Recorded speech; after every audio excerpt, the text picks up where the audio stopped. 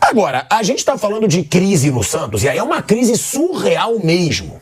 Só que uma crise surreal também existe no Flamengo. O todo-poderoso Flamengo. 1 bilhão e 500 milhões de reais de faturamento.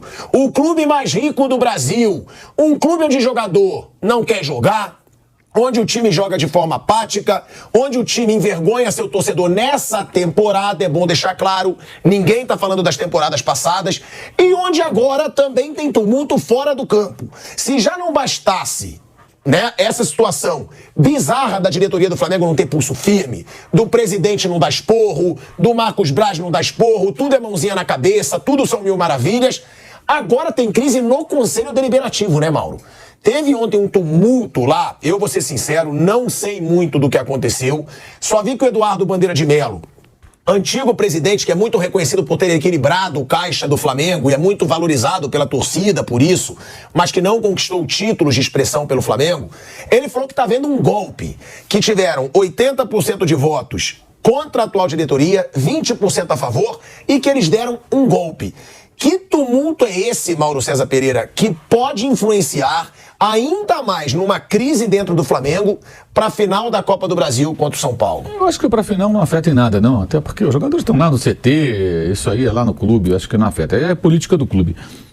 Bem, ontem foi feita a reunião do Conselho Deliberativo e aí foi votado primeiro aquela ideia de mudança do estatuto para que o mandato do próximo presidente tenha 4 anos sem reeleição. Hoje são 3 anos com reeleição, não por acaso o Bandeira de Melo ficou 3 anos, se reelegeu mais 3. Landim 3 anos, se reelegeu mais 3, termina o mandato no ano que vem. Landim ainda tem 1 ano e alguns meses pela frente para terminar o seu mandato do Flamengo. Aí tem um detalhe engraçado aí, que me chama a atenção. A oposição, eu acho que o Flamengo precisa da oposição, acho importante que a oposição seja mais ativa, tem muita gente da oposição, inclusive muitos aliados do Bandeira, o pessoal do Soflá, o grupo que eu apoiava, do qual ele fazia parte, que sumiram nos últimos tempos, se omitiram nos últimos tempos. Alguns que gostavam de lançar boatos contra jornalistas, sabe assim, boatos maliciosos, maldosos, covardes, pelas costas, né? Tinha gente que fazia isso, em rede social e tal, e que sumiram, desapareceram. Eles têm que ser mais atuantes, têm que questionar sim a gestão do Landim em tudo que merece críticas e questionamentos. E sempre há várias situações assim, sem dúvida alguma. Agora a coisa ferveu. Só que essa proposta, ela foi rejeitada por unanimidade. Bem, falamos há pouco da matemática do técnico do Corinthians, né? De ter mais tempo de mandato para o presidente. E Perno, você que é um especialista na análise política, quando há unanimidade numa votação, eu concluo que oposição e situação votaram igual, né? Pois é. É uma questão matemática. E Nelson Rodrigues já dizia que toda unanimidade é boa. Pois é. Ainda tem isso. Pois é, mas todo mundo votou contra essa mudança do estatuto. Porque eu não estou discutindo se é boa ou se é ruim, né? Aí muita gente dizia que o Landim queria aproveitar e prorrogar mais um ano, ele diz que não, aí vai ficar o dito pelo não dito. Se o voto, eu não posso tem 100%. eu não posso provar nenhuma coisa nem outra, porque ele fala uma coisa, como é que eu posso provar? Mas aí o que está acontecendo? Eu repito, é saudável que tenha essa oposição no clube e que seja mais atuante. O Flamengo caminhava aí, na minha opinião, para uma direção meio perigosa, que ia ter o mesmo grupo do poder com poder demais. Que é o que acontece no Corinthians. No Corinthians, exatamente. Não acho nada saudável isso. Então, acho que o pessoal do Soflá, tem gente boa também no Soflá, tem uns caras lá que, vou te contar, mas tem uma turma boa também, acho que eles têm que ser mais participativos, acho que o Bandeira de Melo tem que aparecer, tem que dar cara mesmo, se manifestar, ele é uma pessoa importante no cenário político do clube, sem dúvida alguma. Mas aí acho que morreu o assunto. Todo mundo votou na mesma coisa, então, é a conclusão óbvia. Então os caras estão pensando igual, então ninguém queria mudar esse negócio. Então não mudou, acabou, enterrou essa história, segue 3 anos com uma reeleição, né? E o Landim termina o seu mandato em 2024, conforme ele disse que faria, porque não tem outra possibilidade. E qual foi o tumulto, Mauro, que dizia que teve até briga? Aí depois teve a votação que envolve o veto, você não pode ter um presidente, por exemplo, ocupando um cargo político. Vereador, deputado, senador, governador, prefeito... Presidente só não, né? Dirigente no geral. Vice-presidente, presidente. Bem, aí é interessante o seguinte, né? Hoje Eduardo Bandeira de Melo, ele é deputado federal. Ele se candidatou a primeira vez em 2018, não se elegeu. Em 2018, quem era o presidente do Flamengo? Eduardo Bandeira de Melo. Hoje, o Marcos Braz, vice de futebol do Flamengo atual, ele é vereador pela cidade do Rio de Janeiro. Tentou ser deputado, né? Mas quando ele se elegeu em 2020, quando ele era o quê? Vice-presidente do Flamengo. Então, olha quantas semelhanças. Na oposição da situação, tá? Essa é uma análise absolutamente neutra. A gente não tem nada a ver com a política do Flamengo. Eu tenho restrições e críticas à oposição à situação, a essa gestão e anterior. Mas na oposição você tem um ex-presidente que se candidatou, não se elegeu, como presidente. E na situação você tem um vice-presidente de uma parte importante, que é o futebol, a mais importante, né? Talvez, que se candidatou e se elegeu vereador, sendo dirigente do Flamengo. Quando ele se elege em 2020, justamente quando o Flamengo havia conquistado, logo menos de um ano depois de conquistar os títulos importantes na temporada anterior. O Bandeira, em 2018, não se elege. O Flamengo era um time do cheirinho, ele mesmo usou essa expressão uma vez, não ganhava nada, né? E tinha investimentos, hein?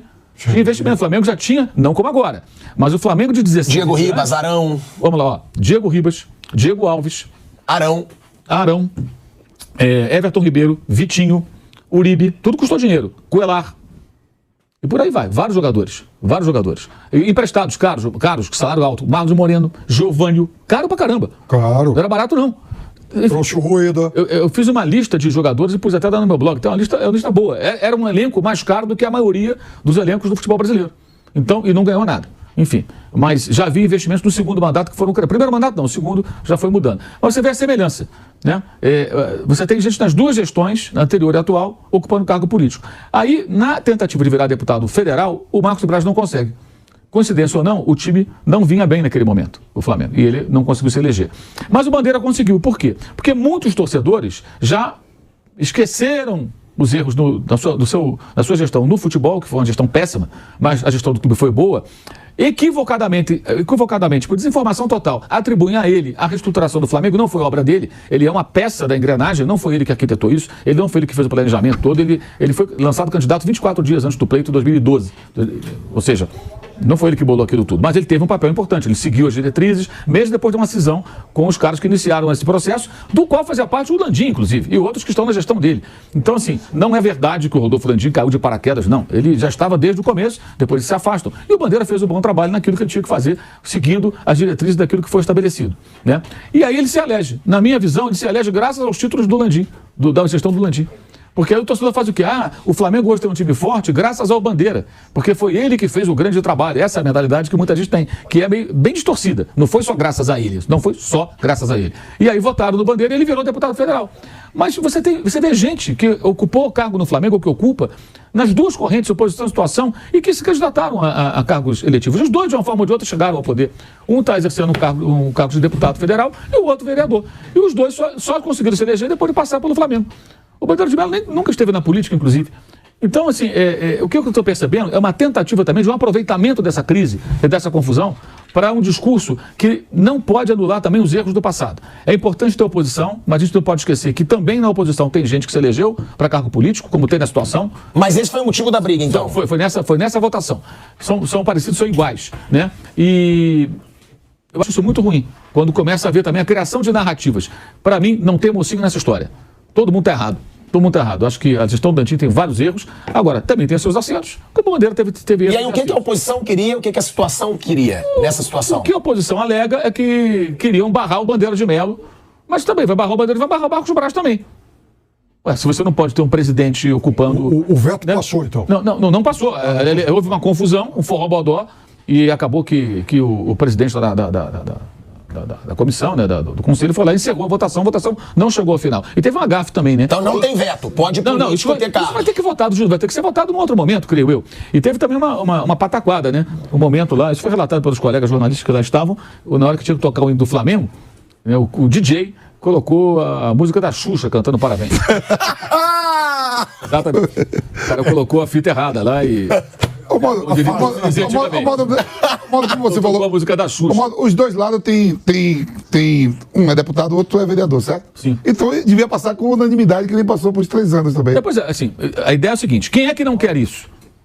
Aí a oposição diz que essa mudança nesse veto desagrada a situação. A situação diz que não, dos bastidores você conversa, não é bem isso, a gente não é contra, não sei o quê. Mas no fato os dois lados têm gente que está falando passou unanimidade também. Lembrar. Primeiro, a votação para ampliar o mandato. Mas quem está sendo contra isso? Quem está sendo a favor do veto? Não foi votado. A votação não chegou ao final. Aí alegam que a contagem foi interrompida. Houve uma confusão, então cada um vai vender uma narrativa. O que eu acho que está havendo uma tentativa de exploração dessa confusão para vender uma ideia conveniente politicamente.